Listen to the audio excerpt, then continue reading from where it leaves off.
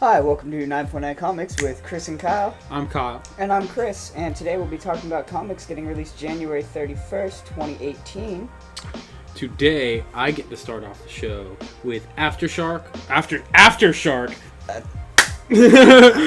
Aftershock Comics with their release of Dark Arc number 5, which of course, if you haven't heard of Dark Arc yet, you need to get on it. Number 1s are really hard to find.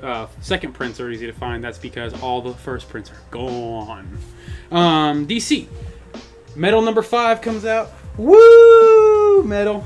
We got our complimentary Metal number Notice 1. how Batman is the thumb? Yeah, right. I didn't notice that was those were devil horns until today. I didn't notice that Batman was the thumb till today.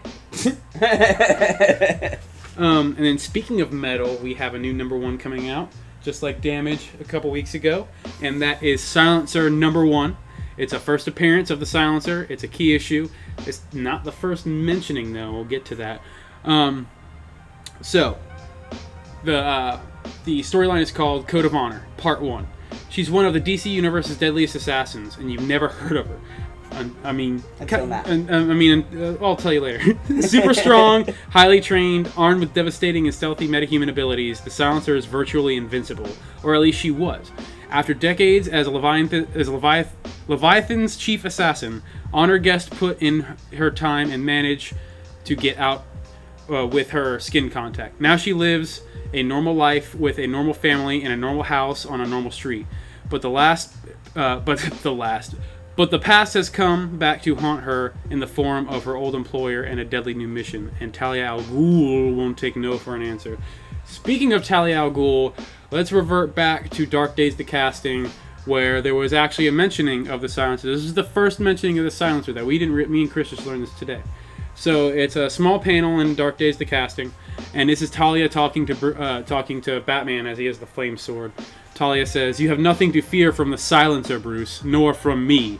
Bruce replies, "Talia, what if I could offer you a trade, the 8th form of the mental for the 9th? But, yeah, so that's a really big deal. This is kind of the things you want to know when collecting, especially in the future. Let's say if you get rid of your issues, it's good knowledge to have.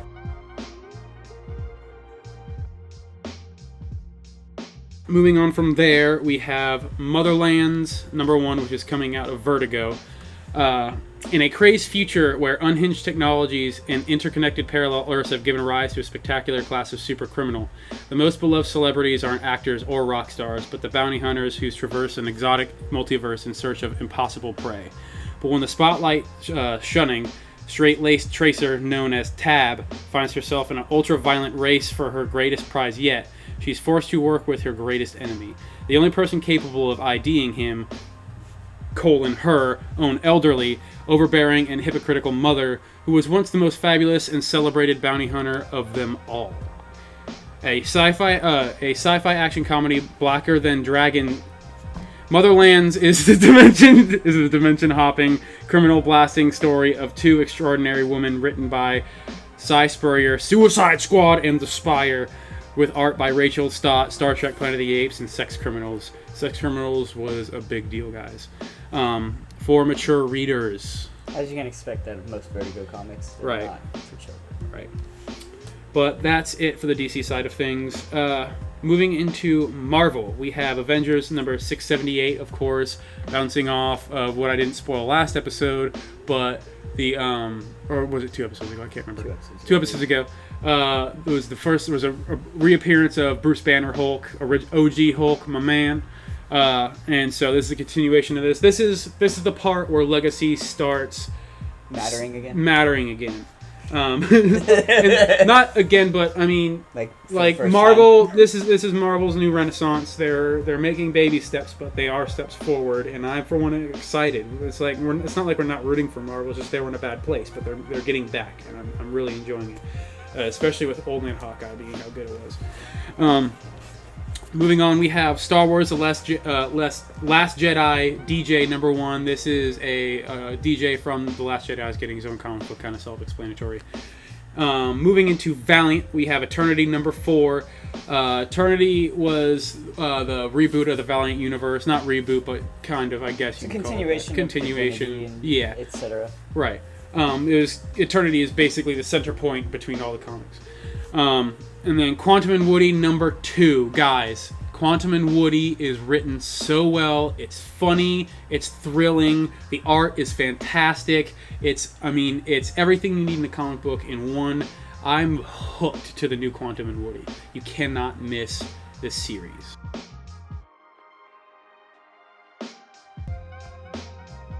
So, moving on from there, we're going to get into Titan's other company, Statix. They're like European publisher or whatever. Beautiful Death, number 5 of 5. We've talked about Beautiful Death before. This is the finale to at least this arc. I don't know if it's going to go on past this, but it is a finishing run of this short run. So obviously you should pick that up. Moving on to Image, super excited for this title because it is the first appearance of a new character that is going to get its own run. From Image Comics, and that's Spawn number 282. So obviously, Image Comics have lower print runs, so they're generally better collectible items to pick up. Correct. And a first appearance out of a Spawn comic to have its own run, that's kind of a big deal. So definitely want to pick up Spawn 282. The next one, Realm number 5, is one of the more popular Image comics right now, which is saying something since Image only pretty much releases popular comics, it feels like. Realm. Realm is going very strong, and I'm super excited this Sunday to be at the Orlando. Well, technically for you guys, last Sunday. Yeah. But for this Sunday for us, because this is the past. Being at the Orlando Toy and Comic-Con. And getting my Realm number 1 Tony Moore cover signed. That and my 10th anniversary Walking Dead issue 1. I'm excited about that. Yeah. I don't have any of those, so.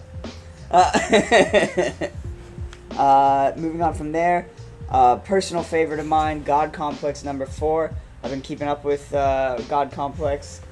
I love this series. I really do. It's intriguing. It's just got the right amount of mystery and like techno what the hell.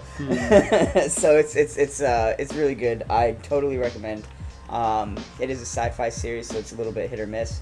But I think it's a wise People investment. are picky about their sci-fi. I think it's a wise investment, especially in the future, because sci-fi runs out, and you see a lot of new sci-fi movies coming out using stuff from books, comics, things like that. So it's more of a long-term investment, but I think it's a good one. Right. Then we also have Bonehead number 2 coming out. Bonehead number 1, I believe, sold out in store. So obviously it's popular. It's Image, low print run. Right. What else can I say? Which means increased rarity.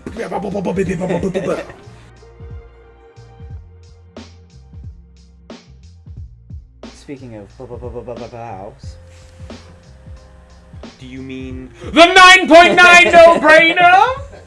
Yes, that is what I mean, Kyle.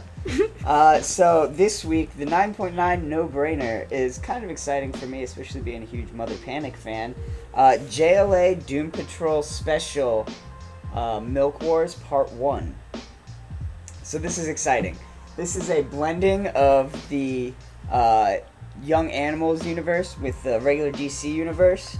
And it looks like to be exciting. I have a little bit of a summary for you in case you're not caught up on like the Young Animals or are really confused about why it's called Milk Wars. And we have this milk carton with a super milkman guy on the front. Milk Wars Part 1. Welcome to the unevent of the year. Kicking off a line-wide adventure, DC's Young Animal collides with the DC Universe to bring you a different kind of crossover.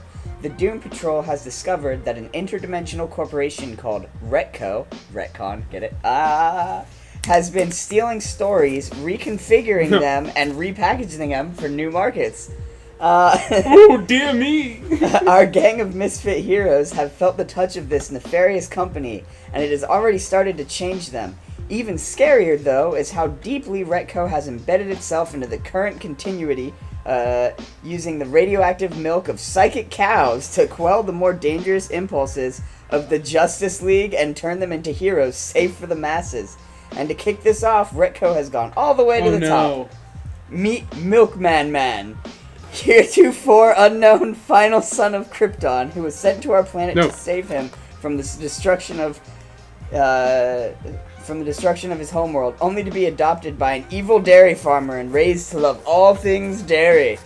Co-plotted by Steve Orlando and Gerard Way, with art by Aiko from Midnighter, This extra size special starts Milk Wars with a splash. Plus, who is Eternity Girl, and how does she connect to this whole scheme? A special 4-part backup featured by Magdalene Visaggio, Kim and Kim, and Sunny Liu, The Art of Charlie Chan Hawk Chai. These are some really strange titles. Begins here. So I'm excited for it because I don't know if you guys have read any of the Young Animal stuff, but it's very edgy. It's edgy, but also very tongue-in-cheek. Right, like, yeah. Very tongue-in-cheek, sarcastic. Yeah. So I'm super excited for it. As you can tell, I mean, tongue-in-cheek, meet Milkman Man, the last son of Krypton. Milkman Man! Raised by an evil dairy farmer. That just sounds like a good old time to me. So this is going to be a fun run. And then following this, we're going to have specials with like Mother Panic, Batman, Shade the Changing Girl, Wonder Woman, one-shots to continue the arc of the Milk Wars. So be looking out for future titles coming out. And it's going to be fun. It's going to be a fun run. I mean, how could something not be fun? With Milkman Man. With Milkman Man. Good stuff. How this is not one pint?